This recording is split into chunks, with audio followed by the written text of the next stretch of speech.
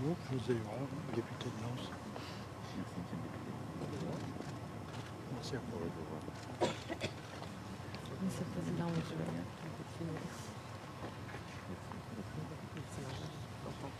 C'est pour ça que je vais dire une petite fois. Je le ferai. Bonjour Monsieur le Président, vous du RG, ça va très bien. Première circonscription. Merci d'être là. Merci beaucoup. Monsieur le Président, bienvenue. Bien, très bien. Le soleil. Heureux d'être parmi vous. Merci de votre présence. Plaisir. Merci à vous. Bonjour Monsieur le Président. Tout va bien? Très bien.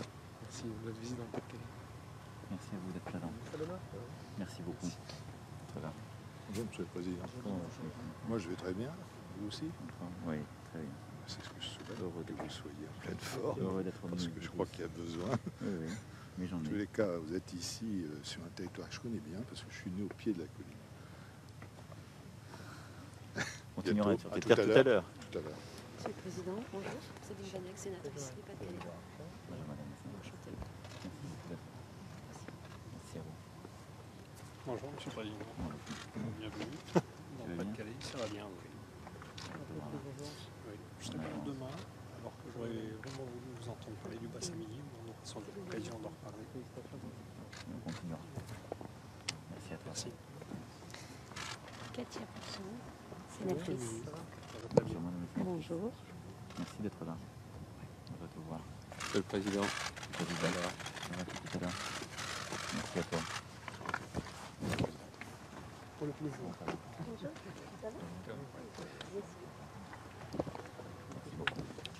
C'est Lord, président de la communauté d'agglomération, maire de Lens. Merci président. Merci. Merci à vous. Monsieur le Président, André Pégelet, président des maires du Pas-de-Calais. On se retrouve à Fabrichourt. Exactement. Vous allez bien président? Oui. Et vous avez donné suite à mes demandes. Mais- Au moins une des deux. Merci. Monsieur le Président, Jean-Alexandre Maire de Souchet, ancien député et membre du cabinet de Jean-Pierre Chevènement. Une bonne référence. Ben oui, vous l'avez connu, Oui, oui. Je j'étais reste tout très petit. attaché à lui. Moi j'étais plus grand. Merci à vous. Monsieur le Président. Comment vas-tu? Ça va Ça va. froidement, mais ça va. Merci. Bonne terre. Des belles terres, tu as raison. Personne handicapée. Merci. Monsieur le Président, Comment ça va madame? bien. Et vous? Très bien. Merci de faire honneur au département.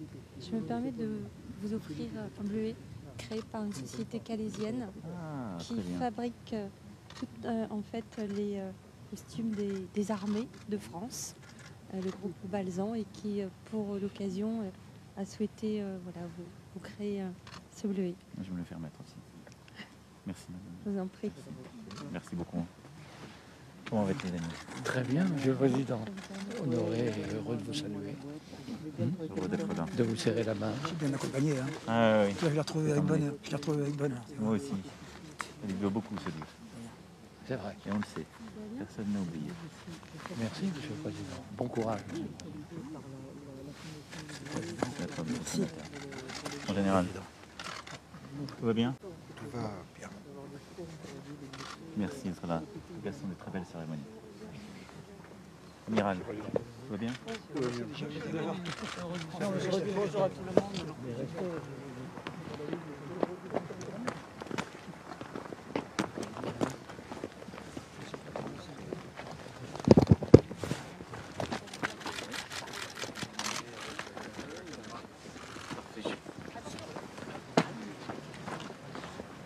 Comment allez-vous? Merci à vous. Superbe, qui rend honneur au Nord-Pas-de-Calais. Alors, Ah, j'accompagne le nous Président. sommes accompagnés par le président Percheron. J'ai souhaité que ce soit le cas parce que Yves Le Banner, parce le que- chantre. nous savons que ce lieu lui doit beaucoup. Je vais me Ouais. permettre, Monsieur le Président, de faire un arrêt ici pour nous retourner un instant vers la métropole. Alors, nous sommes ici sur une colline, Notre-Dame-de-Lorette, qui domine de plus de 100 mètres le bassin minier de Lens, qui était en 1914 le principal producteur de charbon en France, qu'on baptisait à l'époque le pain de l'industrie. Les Allemands ont bien sûr compris l'enjeu stratégique et ils ont occupé ces lieux dès le 5 octobre 14 pendant les combats de la course à la mer. Ensuite, il a fallu des combats d'une violence inouïe à l'armée française pour reprendre les lieux en mai 1915. le plateau était totalement arasé, il était balafré de tranchées, il n'y avait plus un arbre. Et dans les années 20, l'État décide de mettre en scène la mort de masse qui a touché la nation. Voilà pourquoi il décide de regrouper 150 cimetières provisoires qui jalonnaient le front entre la Flandre et l'Artois, les concentrer ici, ce qui donne aujourd'hui le plus grand cimetière militaire français. Il y a à l'intérieur de ces lieux 42 000 corps, la moitié étant inhumée sous des tombes individuelles, ceux qui ont été identifiés, l'autre moitié ayant été placés dans des ossuaires. Il y a eu un énorme mouvement de visite des familles, une sorte de pèlerinage de mémoire dans l'entre-deux-guerres, et également une première forme de tourisme de mémoire. Les gens voulaient voir la réalité de la destruction de la guerre moderne. Mais ensuite, l'oubli s'est installé dans les années 60-70, notamment avec le ressaut de la guerre d'Algérie.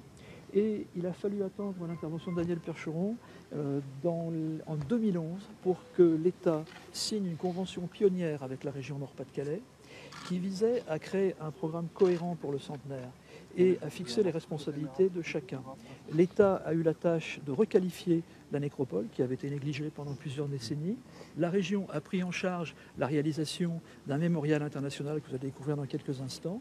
La communauté d'agglomération de Lens-Liévin avait la maîtrise d'ouvrage d'un centre d'interprétation d'accès gratuit pour la population qui a été réalisé en 2015 au bas de la colline, et ensuite des chemins de mémoire mis en œuvre par le comité régional de tourisme afin que les visiteurs puissent découvrir l'ensemble des sites ici autour d'Arras. Voilà, c'est unique au monde. Les 5 continents et 60 pays Ah ouais. sont venus Alors vous avez montré ça. combattre, se battre et mourir.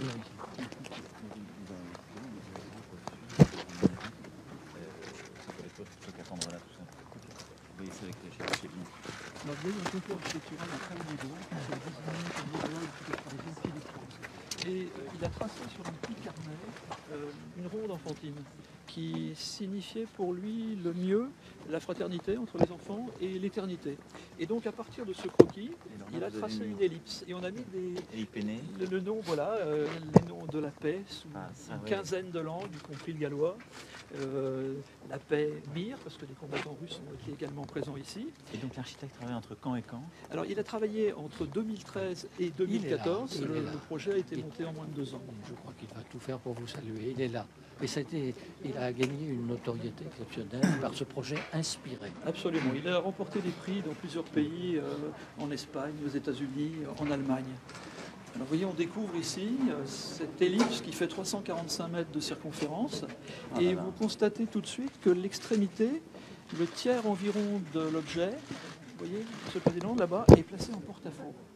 Ça a été un travail très complexe, c'est tendu par des cases. Ce sont les architectes du viaduc de Millau qui ont été appelés à la rescousse pour la réaliser.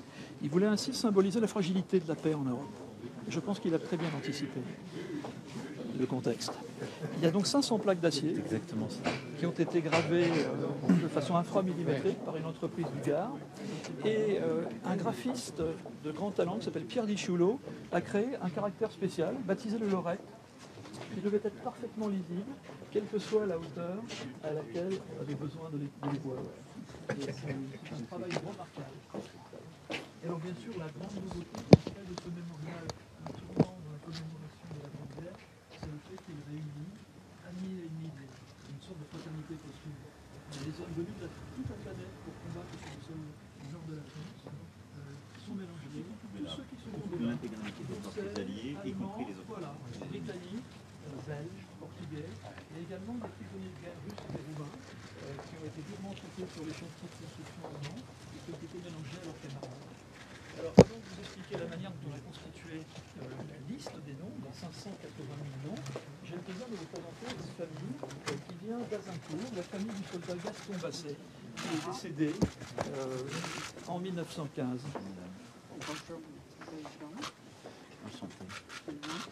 Bonjour madame. Bonjour madame. Et l'arrière-petite-fille, Anne-Sophie Flamand. Enchanté. Alors, avant que ces personnes ne vous montrent les objets précieux qu'elles ont apportés avec eux, je vais brièvement vous retracer la carrière de Gaston Basset. Il était cultivateur à Azincourt. Et c'est une sorte de clin d'œil de l'histoire, puisque 5 siècles avant, Français et Britanniques se battaient dans la dernière grande bataille de la guerre de 100 ans. Et c'est le fameux serment de la Saint-Crépin, du roi Henri V, qu'on trouve dans Shakespeare, qui appelle ses camarades « Band of Brothers », nous les frères d'armes. Et c'est donc la constitution de l'État-nation à partir de la guerre. Et 5 siècles après, les Britanniques se battent aux côtés des Français contre l'Empire allemand. Alors, Gaston Basset était marié, il était cultivateur. Et ça aussi, c'est un point très important, parce qu'on sait que la Grande Guerre a amorcé le déclin du monde rural. Pour la première fois, la population urbaine devient majoritaire au recensement de 31. Ce n'est pas un hasard. L'exode rural a été accéléré par la guerre. Donc, il s'était marié juste avant la guerre et avait 2 enfants, ce qui explique la présence de ses 3 petites filles et de son arrière-petite-fille ici. Madame, voulez-vous, s'il vous plaît, nous expliquer ce qu'est cette photo? C'est la photo de mariage de notre grand-père. Et donc, nous sommes les petites filles. C'est le père et la mère de notre maman. Voilà. Ça s'appelait Adeline, je crois. Adeline. C'est à Fruges. Oui. Ah ouais. Et donc, votre maman est née en quelle année? En 1911. Ouais, donc elle est vraiment... Je pense que le mariage est en 1911. Voilà. Et donc, il y a eu 2 enfants avant la guerre. Vous connaissez mieux les dates de la famille? J'ai essayé de me renseigner, Monsieur le Président, au plus étroit. Ah ouais, si. Et là, ici, vous avez la plaque matricule qui a été retrouvée sur le corps de Gaston Basset. Qui a permis Tout à fait. d'identifier. Voilà. Alors, ça paraît difficile à lire, mais les archéologues savent faire. Et donc, vous l'avez conservé? Ah, on l'a conservé. Ah oui, oui. Et depuis on l'a depuis qu'on l'a retrouvé en 2012. Ah là là. Voilà. 2012. Et Et madame, votre grand-mère en parlait beaucoup? Oh oui, on nous Oui, en parlait. Hein. Ouais. Oui. et madame a la photo des objets qui ont été trouvés sur le corps du soldat Basset. Près de son corps.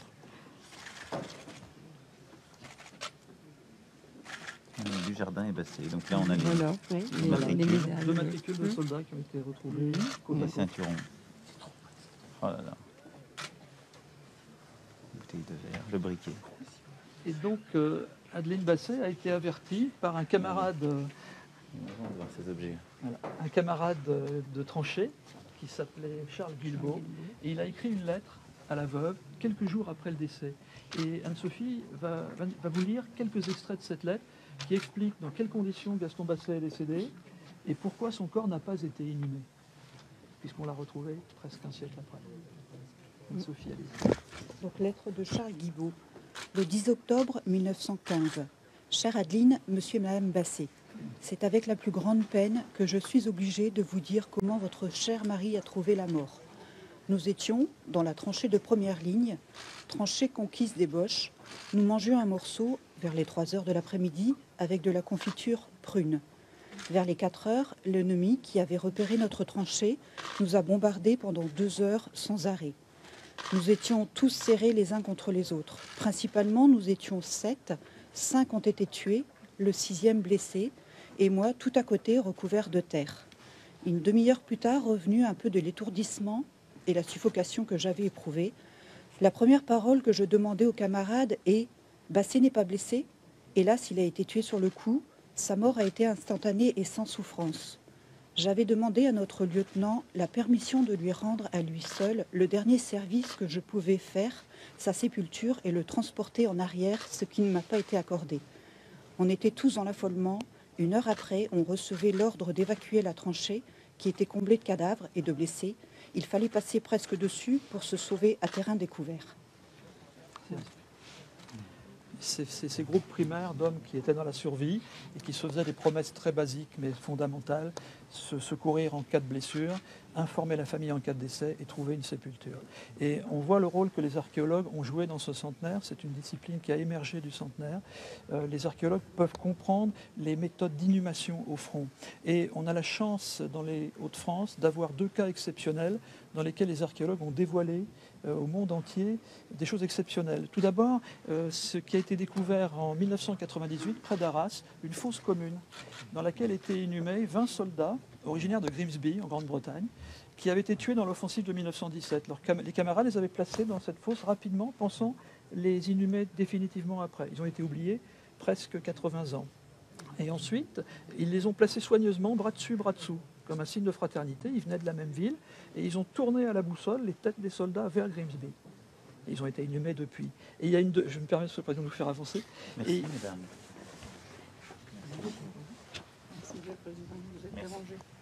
Merci à vous. Merci. Merci beaucoup. Merci à vous. Merci. Et donc le deuxième cas, qui est tout aussi exceptionnel, a été découvert à Fromelles, à une quinzaine de kilomètres à l'est de l'île. C'est une fosse commune que les Allemands avaient aménagée en 1916, dans laquelle ils avaient placé les corps de 250 soldats australiens. Les Australiens, ils ont une particularité, c'est la seule nation qui a envoyé uniquement des volontaires en combat. Et donc ces 250 soldats ont été oubliés jusqu'en 2008.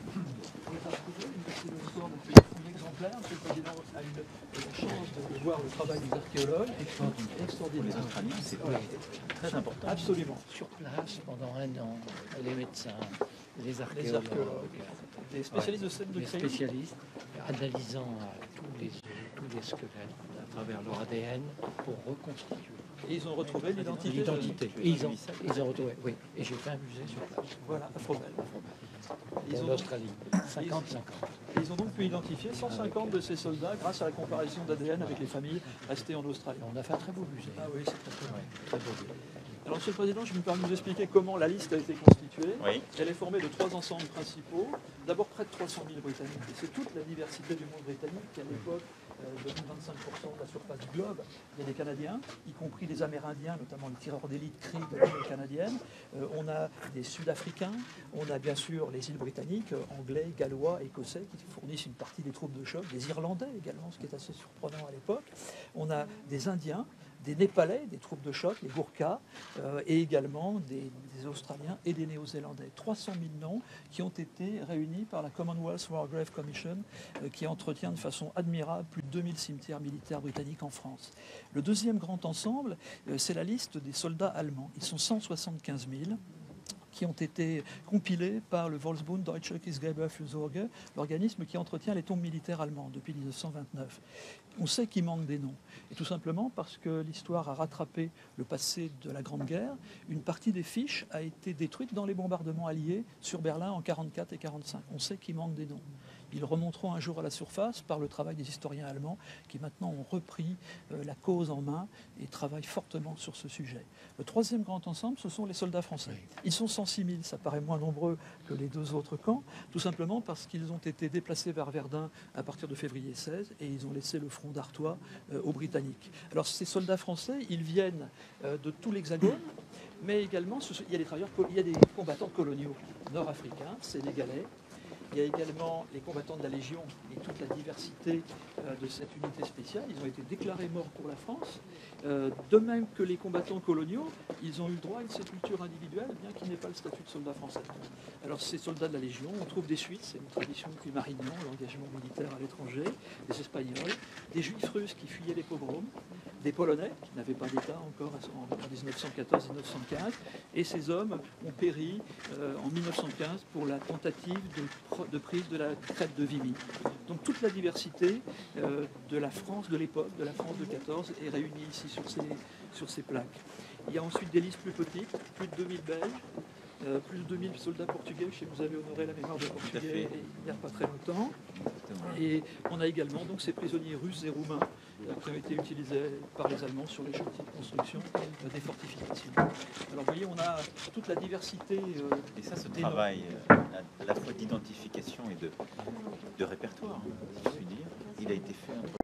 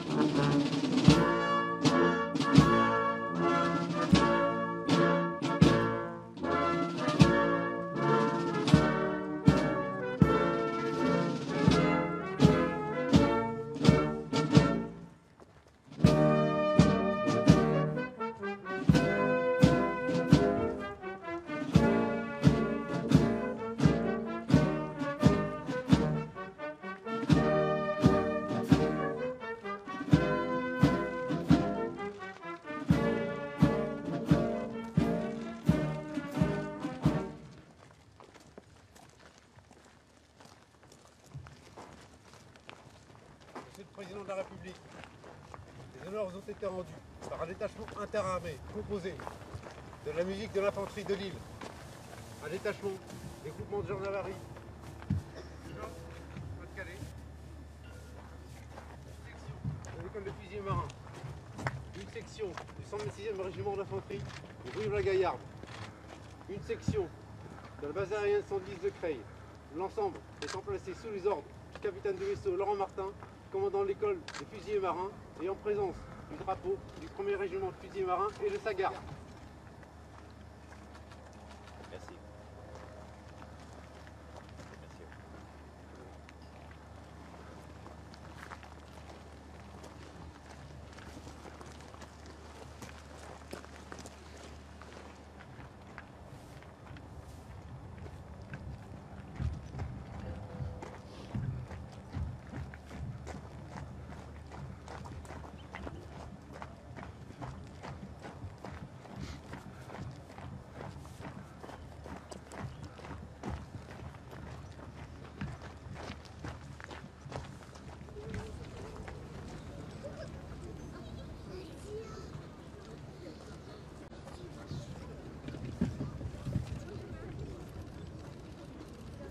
Le président de la République va maintenant déposer une gerbe au pied de la tour lanterne.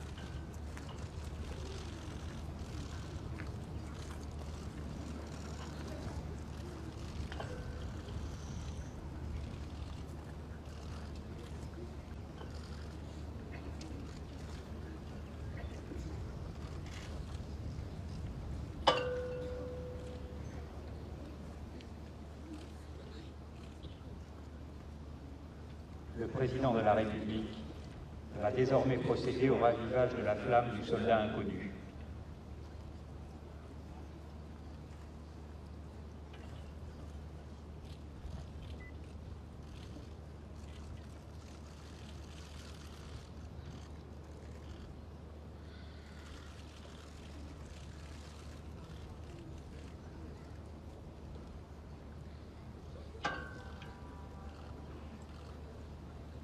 Le président de la République va maintenant se diriger vers la crypte de la tour lanterne pour un moment de recueillement.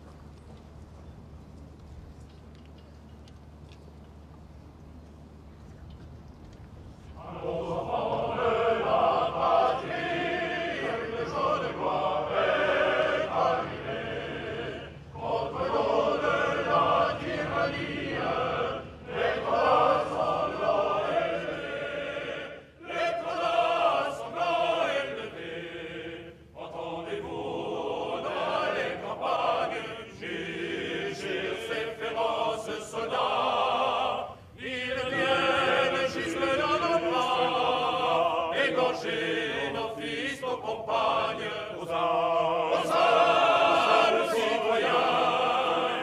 Formez vos bataillons, marchons, marchons, marchons, marchons, que son impuable abreuve nos sillons.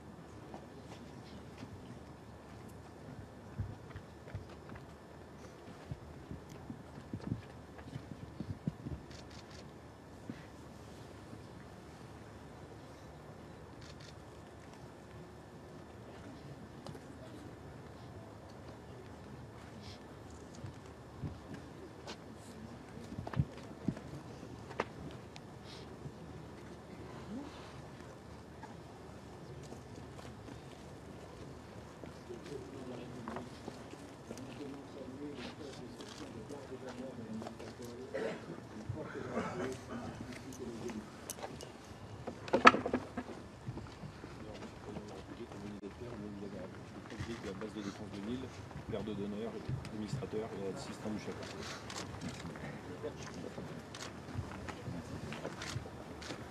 Bonsoir, Monsieur le Président. Je suis également commissaire à la flamme sous l'armeterie. J'étais à votre investiture, juste en face de vous, j'étais à la porte de l'armée.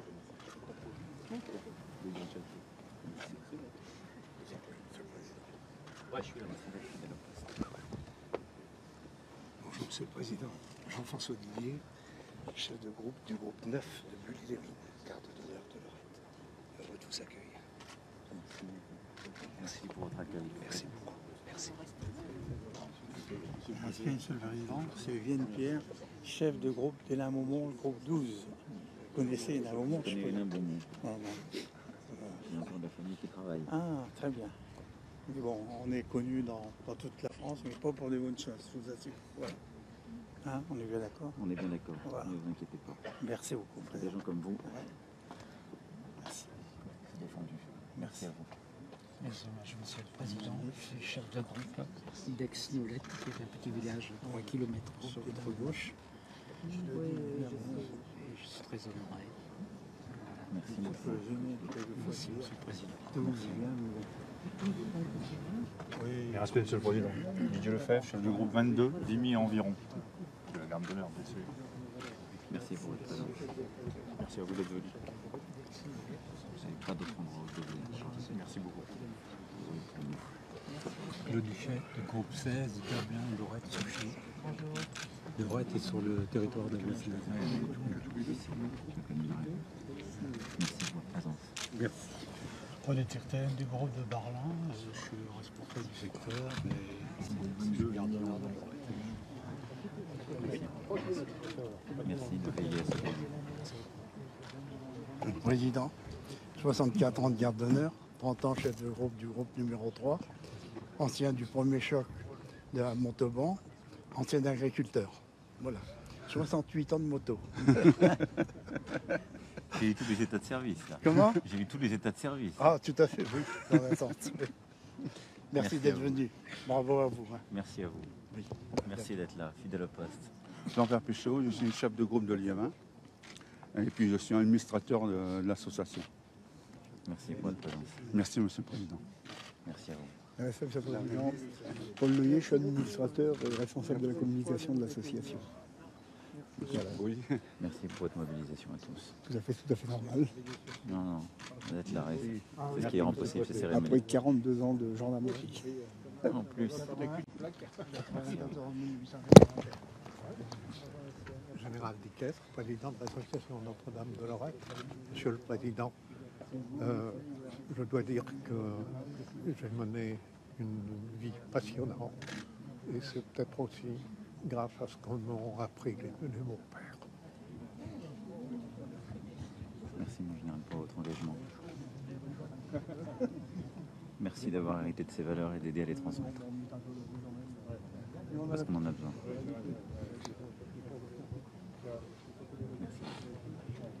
Monsieur le Président, Jacques Lefort, vice-président de l'association de garde de Notre-Dame de Lorette. Donc, je suis très honoré de vous rencontrer aujourd'hui et merci de ce que vous faites pour le devoir de mémoire. Merci beaucoup. Merci à vous. Merci beaucoup. Merci Monsieur le Président. Alain Michel, je suis secrétaire général, président de la garde d'honneur. Entend de la garde d'honneur et tous les postes dans la garde d'honneur. Voilà. Je suis très heureux de vous recevoir pendant notre nécropole. Merci pour fidélité. tous ces hommes qui sont là. Merci à vous pour votre fidélité. Merci Monsieur le Président. Alain Notre-Mécluse, secrétaire général adjoint de l'association, chef de groupe numéro 10 de 46, Saint-Éloi, Villers-au-Bois, 40 ans de garde. Merci. Merci à vous. Je suis chef de groupe de Tersa-Coupille. Petite ville à côté, mais assez nombreux, nous sommes plus de 150 nombreux. Ah oui, quand même. Oui, quand même. Merci. Voilà, écoutez, C'est merci bien d'être venu. que ça continue à être animé comme ça là, et vivant. Merci. Merci à vous mes amis. Merci. Jean-Claude Deruy, administrateur et chef de groupe du groupe d'Arras, 30 ans d'éternel. Ça a été, non? Natif de Jimmy, donc on a toujours été présent ici. C'est pour nous, c'était un devoir de mémoire. Et vraiment, On vous voit de l'autre côté de la colline. voilà. Merci à vous d'être venu. On attendait avec espoir. Vous allez venir, vous êtes venu maintenant, c'est très bien. Enchanté. Merci à vous. Monsieur le Président, Jean-Luc Louis, groupe de Noyelles-sous-Lens, remplaçant. Merci. Voilà, c'est nous qu'on vous remercions, fiers d'être là. C'est important de permettre cette cérémonie d'être mobilisée. Merci à vous. Monsieur le Président, Zelensky Richard, chef de groupe de Salovine, juste à côté de Lens où vous allez dormir ce soir. Exactement. Représentant. Vous irez sur moi. Tout à fait. Merci à vous. Je vous en prie. Merci. Monsieur le Président, Jean-Marie Reversé, Père Jean-Marie Reversé, donc chapelain ici de Notre-Dame de Lorette, de la nécropole, et aumônier départemental de gendarmerie et Pas-de-Calais. Juste à côté. Merci beaucoup d'être venu. Merci à vous. Merci à vous. Respect, Monsieur le Président, Jean-Claude Payeux, administrateur depuis un an, officier de gendarmerie à la retraite, et fier d'être membre d'honneur. Et toujours engagé. Toujours engagé, Monsieur le Président, oui, bien sûr. Je crois qu'il faut continuer toute sa vie, parce que si on s'arrête, c'est le début de la fin. Merci à vous. Je vous en prie, Monsieur le Président. Un grand merci à vous. Bonne continuation, Monsieur le Président. Merci beaucoup. Courage.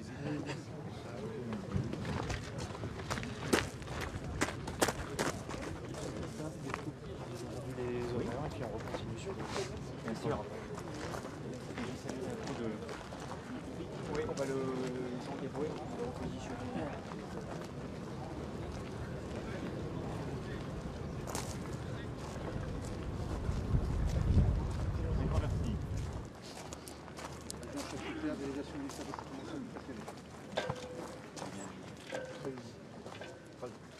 Merci à vous. Encore l'organisation militaire départementale du Pas-de-Calais. Président. Merci beaucoup. Merci à vous. Merci à vous. Merci pour la mobilisation, y compris sur le terrain.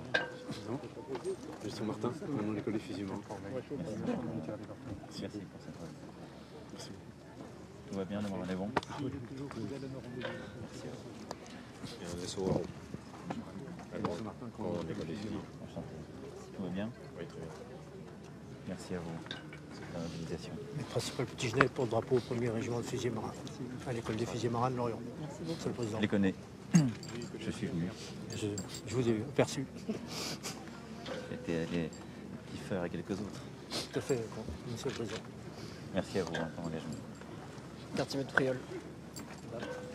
Bonjour. Merci à vous d'être là. Depuis quand êtes-vous engagé? 4 ans, Monsieur le Président. Merci Yassa. Merci beaucoup. C'est moi qui vous remercie, Monsieur le Président. Vous en êtes fiers et poursuivez. Merci. Merci Monsieur le Président. Pour chaque année, 127 mairies. Merci beaucoup. Le moral est bon? Très bon, Monsieur le Président. Le régiment part bientôt? Ma compagnie bientôt aussi. Oui. En février. Février? Où ça? Côte d'Ivoire. Merci à vous. Bonne mission. Merci Monsieur le Président. Sergent Huguer, 126e régiment d'infanterie. Comment allez-vous? Très bien Monsieur le Président. Le moral est bon aussi? Oui, très bien. Les opérations sont prévues? Comme mon camarade. La même aussi? Côte d'Ivoire? Côte d'Ivoire. Merci à vous. Merci Monsieur le Président. Chevron Amel, EGM 119 Villeneuve d'Ascq. Merci à vous. Tout va bien? Froidement. Et mobilisé sur le terrain? Comment? Et mobilisé sur le terrain? Oui, toujours comme d'habitude. Toujours présent. Avec beaucoup de défis. Merci Monsieur le Président. Merci à vous. Plus allez vous réchauffer. Merci Monsieur le Président. Capitaine Prévost, je commande la compagnie de gendarmerie départementale de Montreuil-sur-Mer. Très bien. Ennemi familière. Oui. Quelques êtres chers dans votre ressort. Tout à fait, Monsieur le Président, que j'ai eu l'occasion de rencontrer récemment en sous-préfecture. Merci à vous pour ça. Merci Monsieur le Président. Merci. Merci beaucoup. Respect Monsieur le Président, caporal-chef Pincemin de la base aérienne 110 de Creil. Merci à vous. Je connais aussi. Très bien. Tout va bien, le moral est bon? Très bien, oui. Parfait. Salut tous les collègues. Aucun problème. Merci à vous. Merci Monsieur le Président. Lieutenant Salle, à la base aérienne 110 de Creil du Centre national de ciblage. Un petit peu loin, mais ça se fait bien. Tout va bien? Oui, tout va bien. Merci beaucoup. Merci à vous d'être là. Merci Monsieur le Président. J'avais créé pour moi. Monsieur le Président. Très bien. Vous avez bravé le protocole. Merci à vous. Pardon. Excusez-moi. Vous allez bien? Merci à vous. Un grand merci à vous. Merci à vous. Un très grand merci. Merci à vous d'être là. Monsieur le Président, je suis retraitée de la gendarmerie et porte-drapeau de la Légion d'honneur. Merci à vous d'être là dans le Merci à vous, froid, Monsieur le Président. bravant les éléments. Monsieur le Président, merci. Merci à vous. Je suis porte-drapeau de la Légion d'honneur de Béthune-Brevet, c'est la Légion d'honneur. Et je suis garde d'honneur de Lorette parce que mes deux grands-pères ont fait la guerre 14-18. Ils seront venus tous les deux. Voilà, merci. Jean-Philippe, on s'est vu au cimetière de Richebourg. Pour nos amis portugais. Voilà, tout à fait. Merci beaucoup. Fidèle à la région. Le médaillé d'Arras, Jean-Marie Marceau. Merci à vous. Merci d'être là. Garde d'honneur. Merci à vous. Merci beaucoup d'être là. Président, Henri Didio, médaillé militaire, 6e centre de sculpture. Merci pour votre fidélité. C'est bien, il faut de la relève et de la diversité. Merci à vous. Vous allez bien? Très bien, très bien. Merci à vous d'être là. Merci. C'est important. Garde d'honneur de la Légion. Enchanté. Merci, merci messieurs pour votre fidélité. Merci beaucoup. Monsieur le Président. Tout va bien?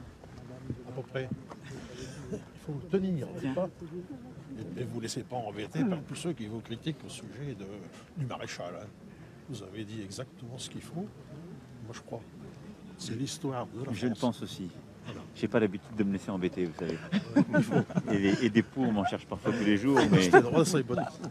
Voilà. Merci bien. Il faut rester droit et avancer. Exactement. Merci. Merci Bonjour, pour... Monsieur le Président. Vous allez bien? Oui, très bien. Oui, j'ai très bien. Merci à vous. Garde d'honneur de Lorette. Merci d'être cette là. année. Merci à vous. Hein. Merci d'être des fidèles de cette Ah oui, cérémonie. oui, Non, c'est très important. Bonjour, Monsieur le Président. Vous allez bien? Très bien.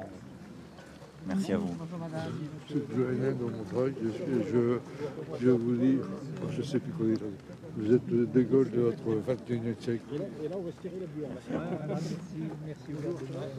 En tout cas, je ferai le maximum. Et je vais continuer. Merci beaucoup. Saluez Montreuil pour moi. Merci. Merci. Mes chers. Merci. Merci d'être là. Merci à vous d'être là. Vous, Et le Touquet. vous savez, ces cérémonies. Oui, mais moi, ma belle-fille, elle vit à Montreuil. Oui, oui. Ah, d'accord. Bon, on verra la messe. Juste à côté, elle vit à Saint-Josse. Ah, d'accord. Voilà. C'est vrai? Et moi, j'ai maintenant les deux de mes petits-enfants qui. Vous allez bien? Très bien. Merci de venir. Merci à vous d'être là. Monsieur le Président, l'engraissement le mérite du département du Ah, très bien. Merci de porter ces couleurs. Gardez le cap. Rassurez-vous. Merci à vous. Merci à vous. Et merci d'être là, debout dans cette cérémonie. Du côté des dames. Oui, je connais. Ah, bah, bien sûr. Quand tu viens se rendre de vous, votre épouse, bien sûr. Les enfants de la région. Alors, ancien militaire,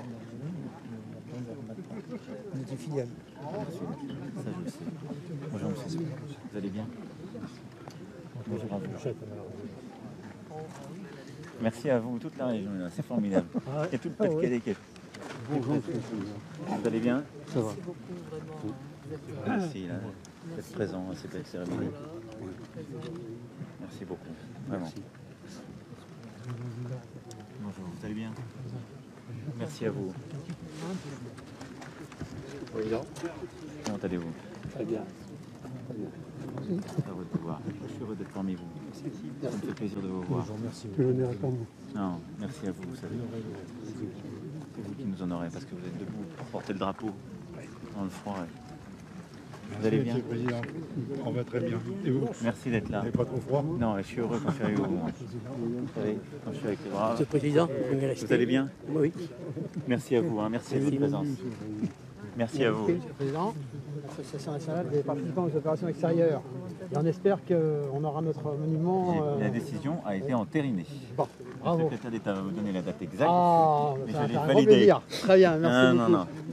Monument au PEX. Là, j'ai dit, tac, l'affaire est réglée.